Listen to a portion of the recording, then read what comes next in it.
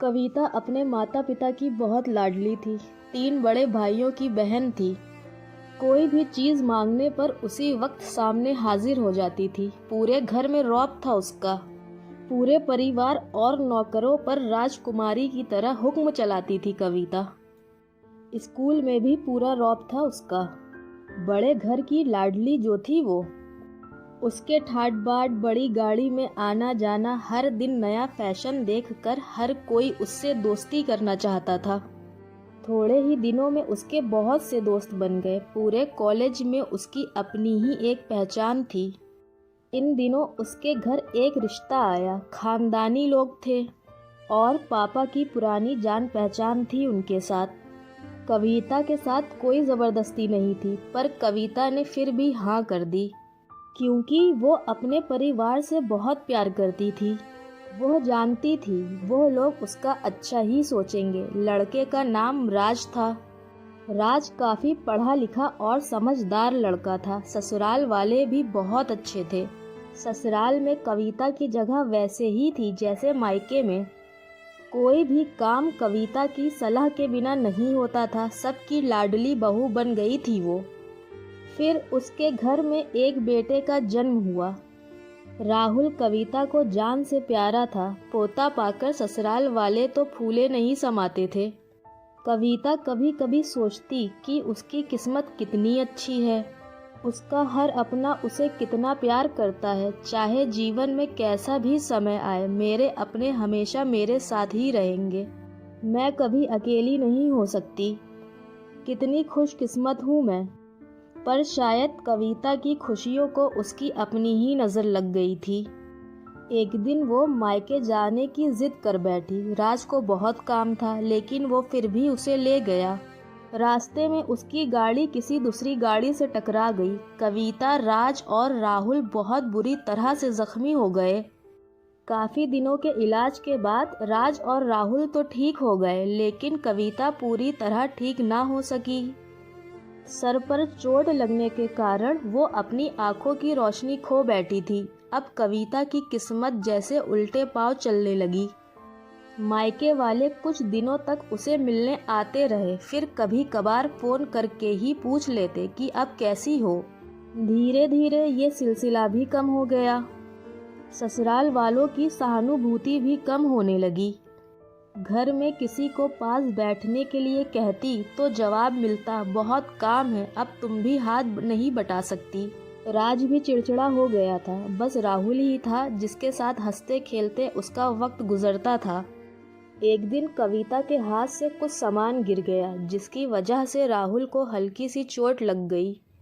कविता के सास ससुर ने राहुल को उससे अलग कर दिया कि कहीं उसके ना देखने की वजह से बच्चे को कोई नुकसान ना हो जाए। कविता अंदर से टूट चुकी थी।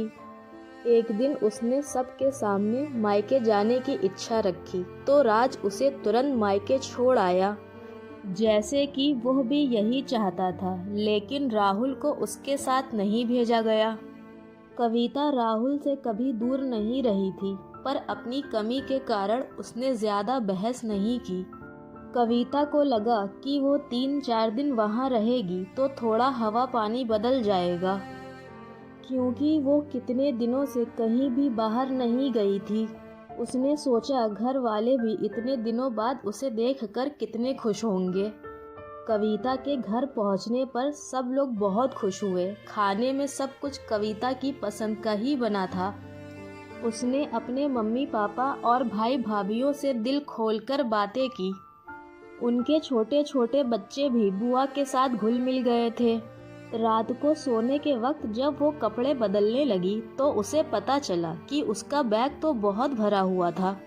वो सब समझ गई। वो बहुत उदास हो गई। कुछ दिनों तक तो सब ठीक रहा, फिर जैसे सब बदलने लगा। सबका व्यवहार बदल रहा था। वो लोग जैसे थक चुके थे उससे। सब लोग घुमा फिरा कर पूछने लगे कि राज कब आ रहा है उसे ले जाने के लिए। वो बहाना बना देती, जबकि वो जानती थी कि उस घर में अब उसके लिए कोई जगह नहीं रही। कविता से चलते वक्त कुछ न कुछ नुकसान हो जाता। थोड़ी बहुत टोका टोकी उसे सुनाई देती, वो टाल देती थी। एक दिन उसके हाथ से लगकर एक कीमती फूलदान टूट गया।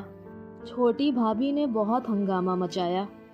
कविता के माता पिता रोज रोज के झमेले से तंग आ गए थे। उन्होंने राज को खुद से फोन कर दिया। राज कविता को अपने घर ले गया। कविता को अपने परिवार वालों से ये उम्मीद ना थी। जिस कविता के कहे बिना घर में एक पत्ता भी नहीं हिलता था, उस घर के लिए अब वो बोझ बन चुकी थी। राज के साथ ससुराल आते वक्त वो बहुत खुश थी, क्योंकि वो अपने घर जा रही थी, अपने जिगर के टुकड़े राहुल के पास। परंतु ये खुशी भी कुछ पल की ही थी।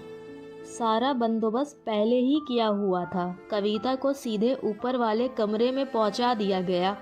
राहुल से दूर रहने की सख्त चेतावनी दी गई। एक काम वाली लता को उसकी जिम्मेदारी सौंप दी गई, जो उसके खाने पहनने जैसी ज़रूरतों का ध्यान रखती। कविता ज़्यादातर चुप ही रहती थी। कभी कभी काम वाली लता से थोड़ा बातचीत कर लेती थी। उसके ज़रिए राहुल का पता चल जाता। सबकी लाडली बेटी और बहू सबके लिए लाडली से बोझ बन चुकी थी। सो गाइस, आपको ये स्टोरी कैसी लगी? अगर आपको ये इमोशनल कहानी पसंद आई तो प्लीज़ मेरे चैनल को लाइक करें, शेयर करें, सब्सक्राइब करें। मैं आपके लिए हर रोज़ नई नई अलग अलग तरीके की कहानियाँ लाती रहूँगी। सो बाय बाय।